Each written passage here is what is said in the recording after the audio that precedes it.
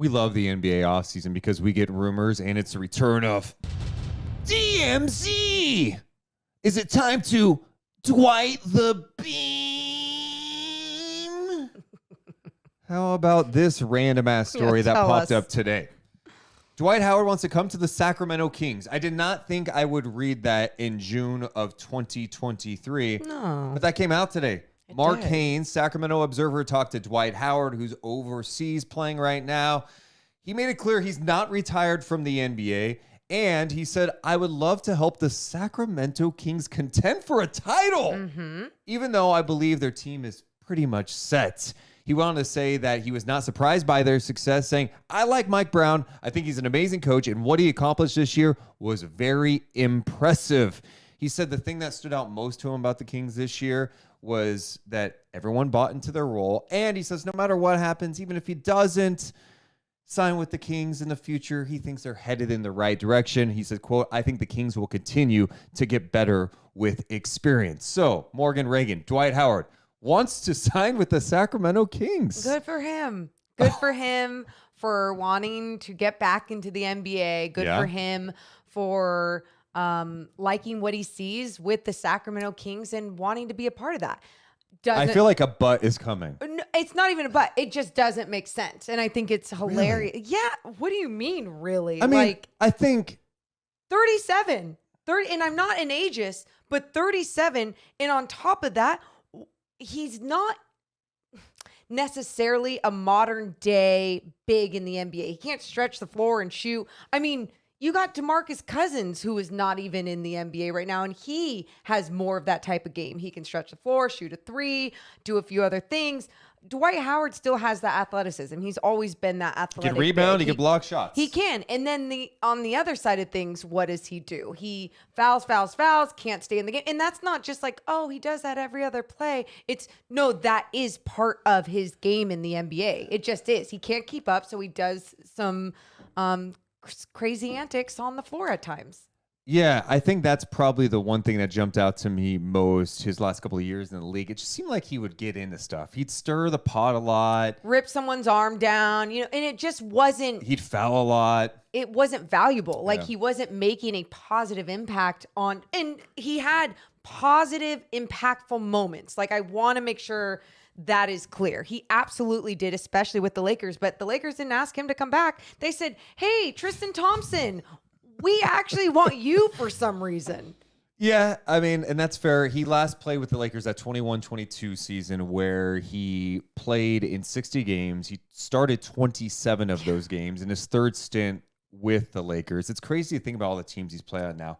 Orlando, LA, Houston. LA 3 times, by the way. Who could forget? He did a stint with Charlotte, Atlanta, Philly. Yep. So he's bounced all over the NBA. Washington with the Wizards. Yep. You know, it's tough because there's a part of me that has some level of intrigue just going, would it be the worst thing if you invited him to training camp? It doesn't mean he makes the team, but you do have an issue at the backup 5 spot. And there are different routes you can go. The Kings this year had a revolving door behind Sabonis. They wanted it to be Rashawn Holmes. Didn't really happen at all. No. Right? Chimeze Metu got a lot of run at the 5. Sprinkle in a little bit of Neemias Queta, who was on a 2-way deal, but they would have to give him a fully guaranteed contract to come back this year if they wanted him. And then Alex Len. Alex Len at the end of the year and into the playoffs randomly. So it was clear they didn't find exactly what they wanted from that spot. They played some Trey Lyles small ball 5. So I don't know. Like, if you invited him to training camp, Mike Brown does know him. He's got experience. He has size. He can block shots and rebound. Like, but I don't think it's bad taking a look, but I think everyone's worried about the other things that come with Dwight. And it's not just the other things. I think his style of basketball, the game that he plays, that style, won't necessarily make this Sacramento Kings team better. Yeah, I mean, they have enough shooting that if he was like a backup 5 playing 10 to 15 minutes a game, and I'm talking about a dream scenario. I don't like even that. Like talking about that, I don't like it. Okay. I don't like it. Well, And I'm not an ageist, but I look at younger players and around the league. I just don't get why sometimes That's teams fair. don't do this around the league. Like, why aren't you trying to just develop your big guys around the league, whether they're part of your G League system or, you look at Neemias Queta. Yeah. And I know each year we see improvement, but it's always like, but can he last? He's not getting the NBA minutes. He's not getting the NBA experience like someone like Duren in Detroit is getting, who was a rookie and was a rookie big, but had the opportunity because of the situation he was in. And that's going to make him a better player as he keeps going forward in this league as a young big. And with Neemias Queta, I mean, he obviously had a really good G League season. I mean, he got a lot of love with awards in the offseason from the G League for what he was able to do. He could pass a little bit, shown the ability to knock down the mid-range shot. He had some monster rebounding games. It's just consistency with him staying out of foul trouble. We know he can block shots too. You're right. He needs some reps. And maybe that's like the Kings' mindset is like, hey, he got all this time last year.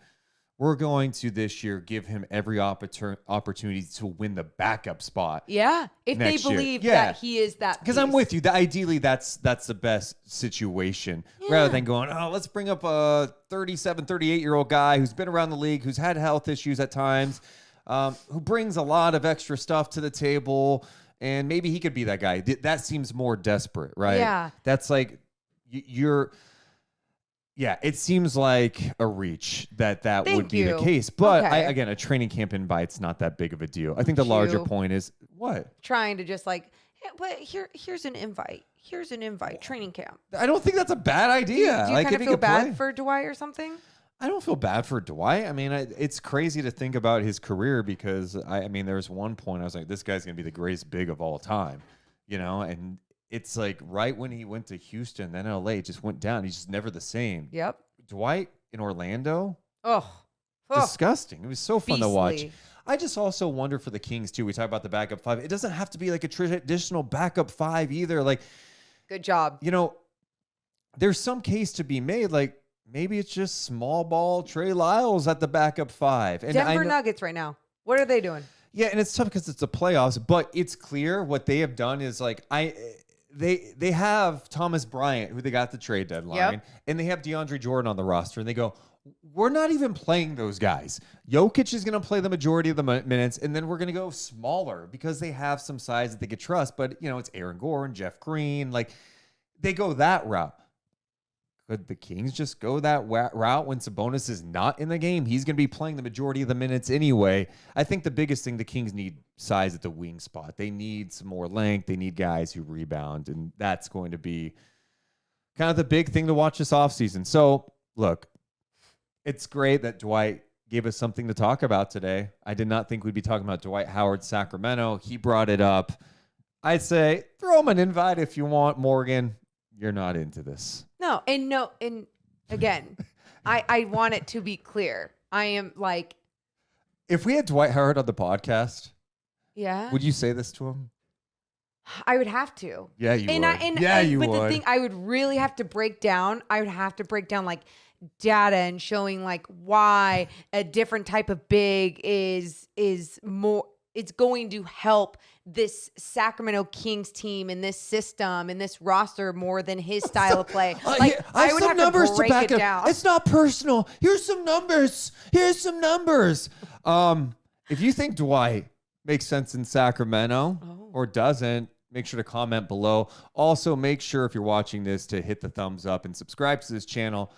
We are producing NBA content all the time, and we want more and more eyeballs on it. We appreciate you guys.